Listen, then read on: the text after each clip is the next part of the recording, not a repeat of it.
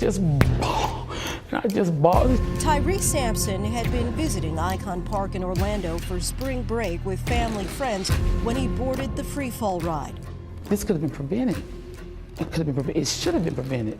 So, as an operator, you have a job to check those rides. Check your seatbelt on the left side. Seatbelt. Nope. Seatbelt. Isn't it crazy how the most jolly of days could get dark in the blink of an eye? On March 25th, 2022, just before midnight, disaster struck. Screams were heard in the Florida neighborhood close to Icon Park as a 14-year-old kid plummeted from a ride 430 meters high, landing face first on the concrete floor. With several bones broken, including his neck and spine, the boy was losing a whole lot of blood fast. Lying down severely injured in the middle of a cold Florida night, could this be the end of young Tyree Sampson? Born in Missouri, America on August 17, 2007, Tyree Sampson was well known by his nickname Big Tick. He was a rising middle school football player who got his nickname from his football team, a big ticket meaning his ticket out of St. Louis showing the potential he had as a football player. Sampson wasn't only good on the field, he was extremely smart in the classroom as well. Something you would expect from a good-mannered kid with great communication skills. At age 14, Tyree was already 6'5" and weighed 383 pounds. According to Sampson's parents, Sampson was visiting his friends and family members during his spring break until the 25th of March when he decided to visit Icon Park in Florida. The decision is quite understandable since the Icon Park has proven time and time again to be a go-to place for thrill seekers and adrenaline junkies.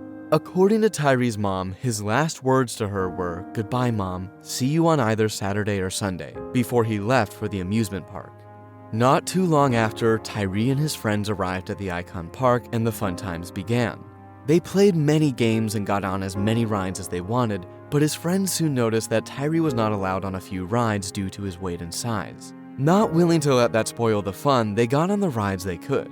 After experiencing almost all the rides they had access to, they got on the last ride, the one they had saved for last, the best of the best, the Orlando Freefall ride. You see, this isn't your regular ride. This ride in particular is known as the world's tallest drop tower. The ride can handle up to 30 people at a time and can drop up to 400 feet at a speed of over 75 miles per hour. Something thrill seekers would love. In a picture taken right before the ride took off, we can see Tyree in his seat with the harness unbuckled. The harness is the only safety measure put in place for this ride, and it is meant to hold the person on the ride in place, and so far it has done just that without giving the public any reason to worry. But things changed after the incident with young Tyree. In the picture, the harness appears to be too small for him, or rather he was too big for the ride. Tyree noticed that something was off right before the ride began, but it was too late. Why doesn't this have like the little click to it? Like the seatbelt? Yeah. The ride had already started. Less than 10 minutes in, Tyree was launched out of his seat and right before the eyes of his friends and loved ones. He tried his best to hold on to the ride, but unfortunately he couldn't. Before his inevitable descent to the concrete floor, Tyree uttered his final words, "Tell my mom and dad I love them." And a few minutes into 11 p.m., after falling from a height of about 200 feet, Tyree landed face first on the concrete floor. Not long after, a large crowd began to gather around the bleeding body of Tyree as panic spread like wildfire.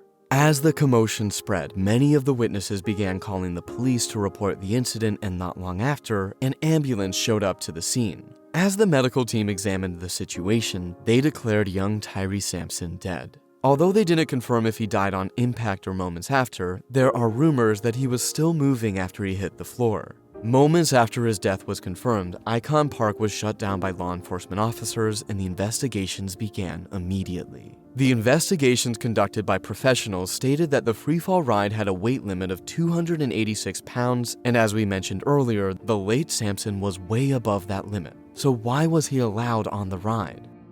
After further investigations were conducted, most of which were centered around the seat Tyree fell out of. The investigation team mentioned that the seat seemed to be in perfect condition and showed no sign of a malfunction.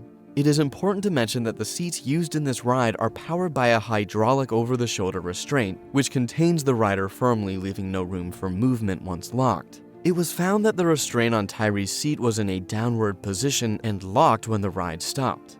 The investigator sat on the seat and checked if the restraint was engaged properly and even applied force to see if it would budge, but everything was in the correct order. It is worth mentioning that every seat within the drop tower is equipped with a proximity sensor that detects if the restraint is in the correct position and locked. A green light above the rider's seat comes on if the lock is properly engaged, and without every seat being engaged properly, the ride would not commence. This means that the restraint was detected as properly closed before the disaster took place. Moments after the boy hit the ground, the workers were heard arguing amongst themselves. Hey, did you check your seatbelt on the left side? Seatbelt. Nope. Seatbelt. When the staff in charge of the ride was asked if he checked the ride, he loudly stated that all the lights turned on, showing how much they depended on the lights. You guys are sure you checked it? Though it is unclear whether the rides were checked manually, before the tower first opened in December 2021, officials inspected the rides and found no defects in any of the systems included. Since it was a new ride, a series of investigations were scheduled and carried out in an attempt to determine what could have led to the unfortunate accident. Florida officials hired forensic engineering firm Quest Engineering and Failure Analysis Incorporated to investigate the incident. After taking a proper look at the seat Tyree was on, it was established that a harness sensor in Tyree's seat had been manually loosened, adjusted, and tightened, allowing for a greater gap than normal between his harness and his seat. That misadjustment of Tyree's harness proximity sensor improperly satisfied the ride's electronic safety mechanisms, causing both safety lights to illuminate and allowing the ride to commence even though the ride was unsafe. Attendants were not instructed on weight requirements or proper loading procedures and were trained that if the indicator light on the seat illuminated, the patron was safe to ride, according to the state's Bureau of Fair Rides report. The attendant inside the ring that day had only been on the job for 3 days and was considered a trainee. After I found out exactly what happened, why didn't they refuse him? Tyree's mom wondered. He was refused on other rides, why not this one? I know he is a child. He was like, I want to ride with my friend. I get that. As an adult or the ride attendant, you should have made that call. His feelings would have been hurt, but he would still be here with me. It's heart-wrenching.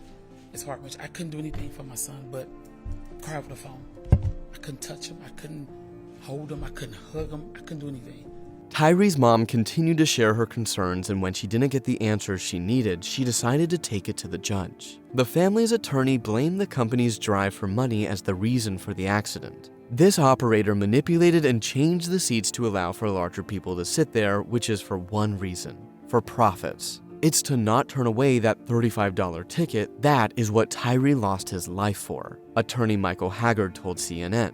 The family filed a lawsuit on April 25, 2022 in state court against several defendants associated with the ride, including Icon Park, the ride's operator, Slingshot, its manufacturer Fun Times Handles, and the manufacturer of the ride's chairs, Gerstlauer Amusement Rides. On Wednesday the 15th of March 2023, the family said that they had settled their lawsuit against Icon Park and Slingshot, but not against the foreign manufacturers. The terms of the settlement were not disclosed by the family. Dodd, Tyree's mom, said she has created a foundation in honor of Tyree that will focus on school and scholarships to honor her son. She said that he was a giver and she wanted to follow in his footsteps. I have created a Tyree Big Tick Sampson Foundation. My goal with that is to, again, support any school athletic program because he was definitely headed towards football, NFL player. So my goal is to get back to schools and any athletic program that I can. Later on, the 430-foot-tall freefall ride was completely and utterly dismantled due to the incident with Tyree. The Icon Park was reopened and smiles have finally returned to the faces of the public. Even though we can't say the same about late Tyree's parents, we can at the very least pray and hope that they will someday find a way to move on and smile from the bottom of their hearts once more. Young Tyree Sampson's loss is truly a tragedy, but like all tragedies, lessons have to be learned, and we do hope that the operators of parks like this learn to prioritize safety over profit. Thanks for sticking with us till the end. Kindly like the video and subscribe to the page for more. See you in our next video.